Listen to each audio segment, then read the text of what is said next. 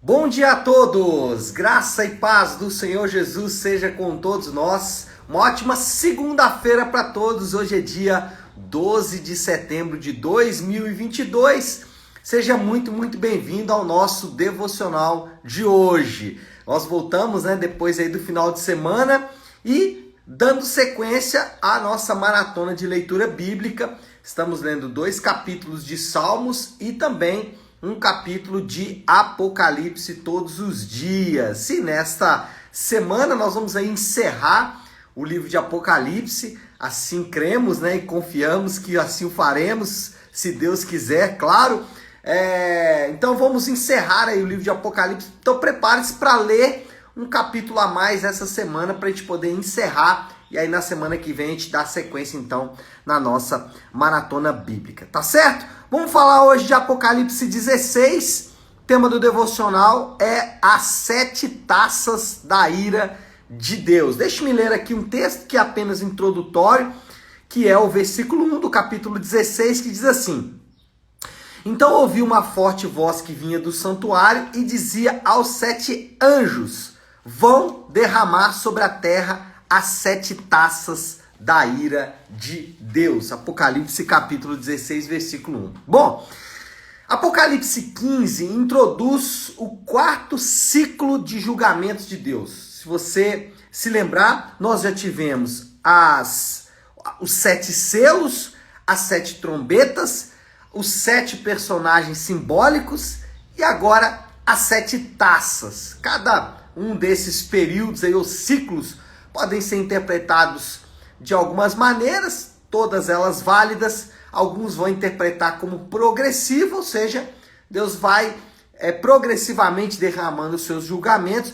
Outros vão dizer que eles são expressões do mesmo julgamento, ou seja, Deus nesse período aí, do chamado período do Apocalipse, ele vai derramar 7 julgamentos sobre a terra. Ponto é dizer que a coisa não vai ficar de fato muito fácil, não vai ficar de fato muito contente, ou a coisa não vai ser muito boa por essas bandas daqui da terra. Bom, capítulo 16 então descreve, o capítulo 15 introduz o capítulo 15 introduz o 4 ciclos de julgamentos, que são as 7 taças, e o capítulo 16 mostra o desenrolar destas 7 taças, do derramar dessas 7 taças da ira de Deus. Algumas coisas a gente percebe aqui. Primeiro, toda a criação está sujeita ao castigo de Deus.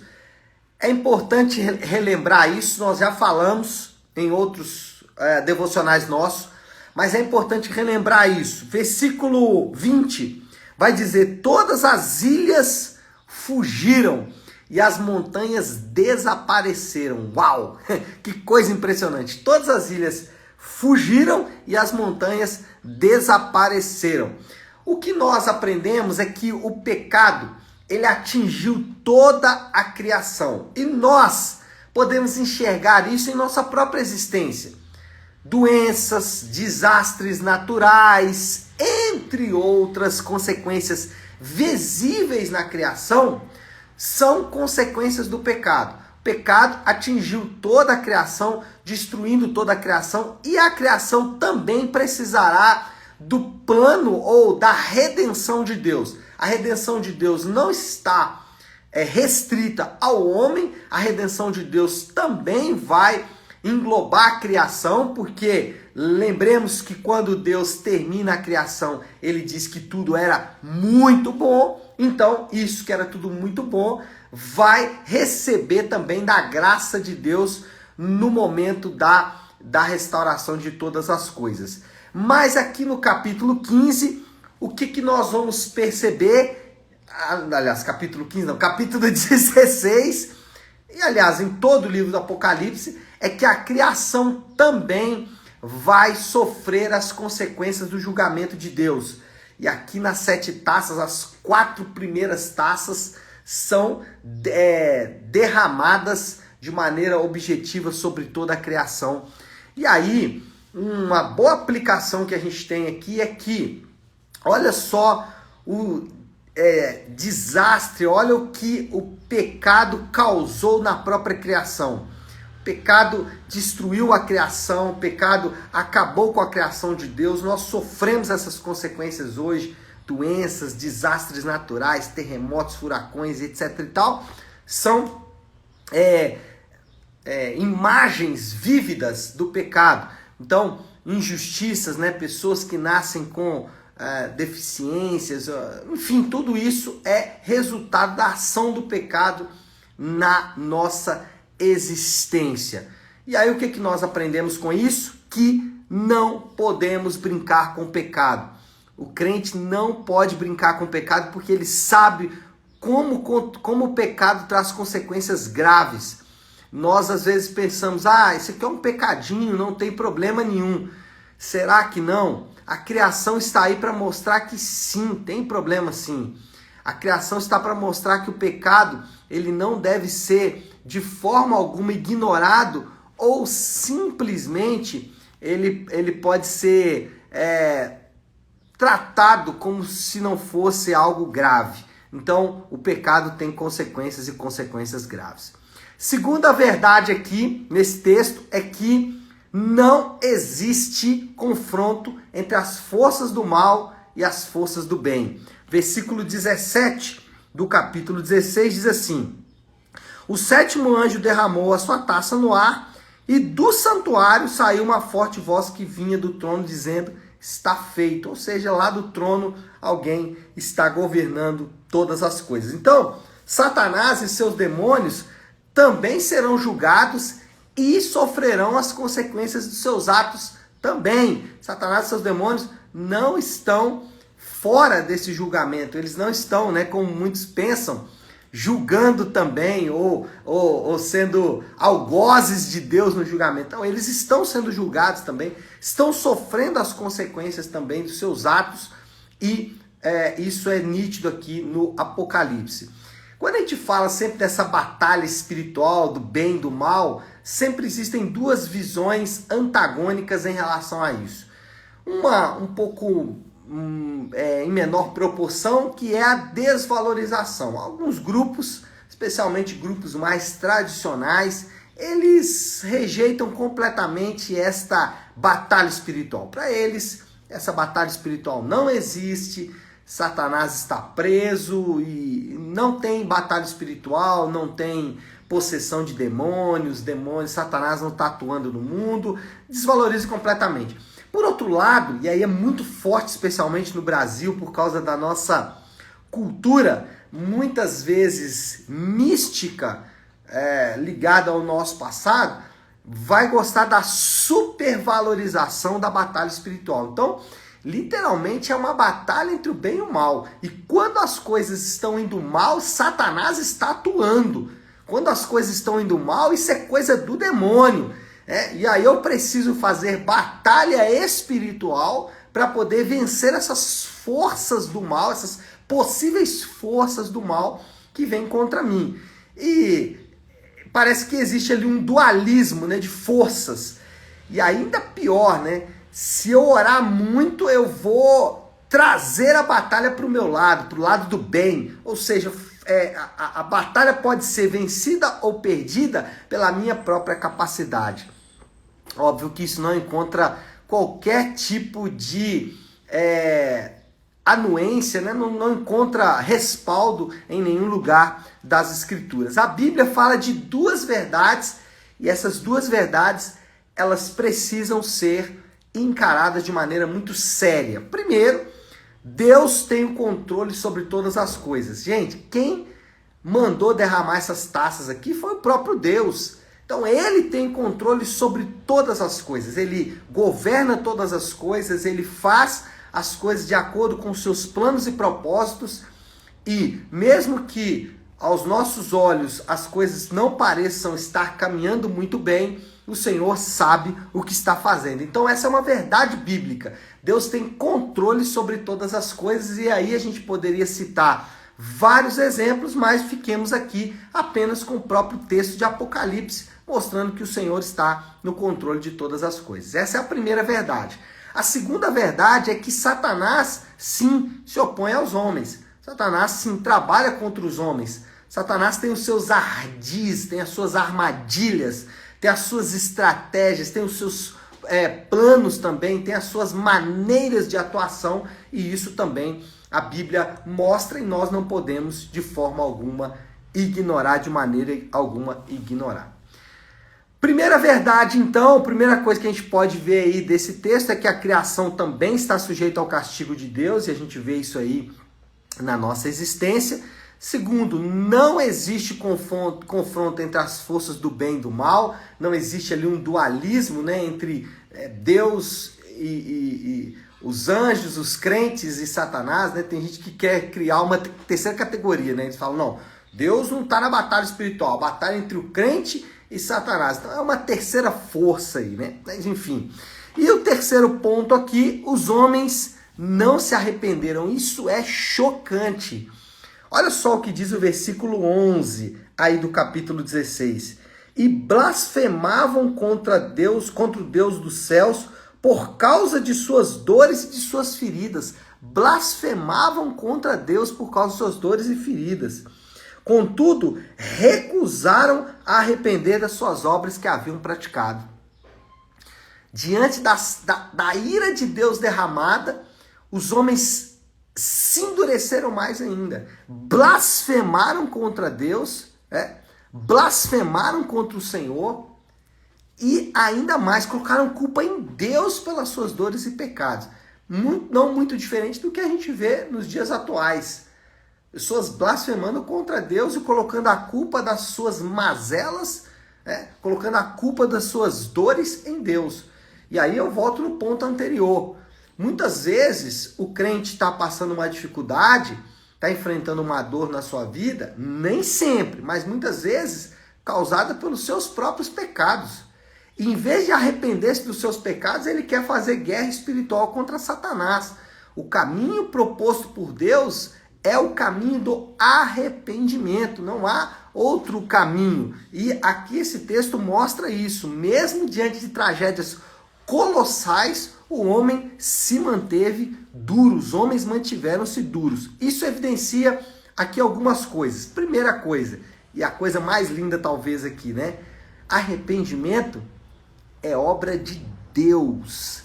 Somente o Espírito Santo atuando no coração dos homens é capaz de convencê-los do pecado, é capaz de convencê-los da justiça e do juízo. Alguém me perguntou se haveria arrependimento, ou se pessoas poderiam se converter no inferno.